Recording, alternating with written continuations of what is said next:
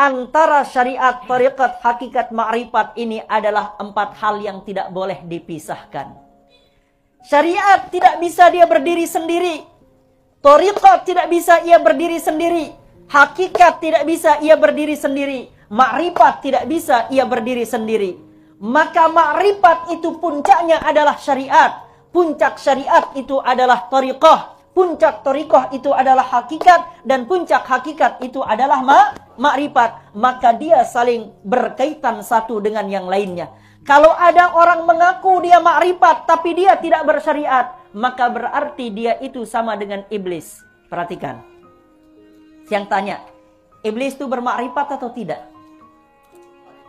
Iblis itu bermakrifat, dia kenal Allah, dia kenal malaikat Jibril, dia kenal Nabi Muhammad, semua dia kenal, bahkan lebih kenal dia daripada kita. Tapi yang jadi pertanyaannya adalah, apakah iblis bersyariat? Iblis tidak bersyariat. Jangankan bersyariat, satu perintah Allah saja sujud kepada Adam pun tidak mampu ia laksanakan. Apalagi melaksanakan perintah Allah yang lain. Hanya sujud kepada Adam saja Allah syariatkan padanya. Ia tidak mampu. Maka menjadikan dia yang tadi ahli ma'rifat pun diusir oleh Allah Ta'ala menjadi iblis. Maka ma'rifat bukan puncak di dalam ilmu tasawuf. Paham nggih? Jadi 4 hal inilah yang harus ada dalam ilmu tasawuf. Maka kalau ada orang mengatakan, dia barok nam dait makom syariat katanya, maka berarti orang itu tidak paham tasawuf. Oh, dia masih dengan tarekat, mun itu ada itu level hakikat. Maka orang itu berarti tidak paham tasawuf. Kalau dia mengatakan, dia sibuk-sibuk si hakikat doang, dia paham makrifat, maka dia orang yang tidak belajar tasawuf. Manakala ada orang belajar tasawuf, maka dia harus memahami 4 hal ini tidak terpisah satu dengan yang lainnya. Paham? Ketika dia belajar syariat, maka dia harus tahu bagaimana menggunakan dan mengerjakan syariat itu. Contoh, tahu kita sholat itu wajib, nggih? Berapa rukun sholat? 13, nggih? Rukun sholat 13, membatalkan sholat sudah jelas juga, syarat sah sholat sudah jelas juga. Tinggal melaksanakan sholatnya, itulah yang dinamakan dengan tariqah. Lalu untuk apa sih dia sholat? Menghadap kepada siapa kita sholat?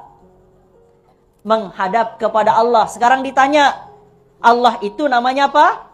Hakikat. Hakikat segala amal ini adalah untuk siapa? Allah. Oleh karena itulah sebelum sholat kita baca niat, usalli fardul isya'i arba'a raka'atin mustaqbilal adaan ma'muman lillahi ta'ala. Itulah dinamakan hakikat. Pada intinya saya sholat ini bukan untuk diri saya, tapi ini adalah untuk Allah. Untuk Allah. Segala amal ini untuk Allah.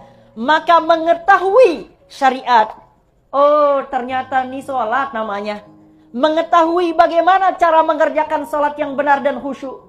Kemudian mengetahui untuk apa dan untuk siapa kita sholat. Itulah yang dinamakan dengan ma'rifat. Jadi dia satu kesatuan yang tidak terpisahkan. Jadi haruslah orang yang bersyariat itu juga berthariqah, haruslah dia juga berhakikat, haruslah dia juga bermakrifat. Begitu juga orang yang berthariqah, harus dia berhakikat, harus dia bermakrifat, dan haruslah ia bersyariat.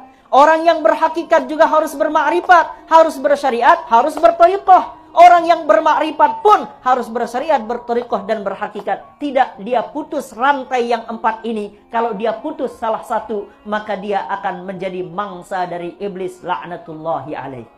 Paham nggih?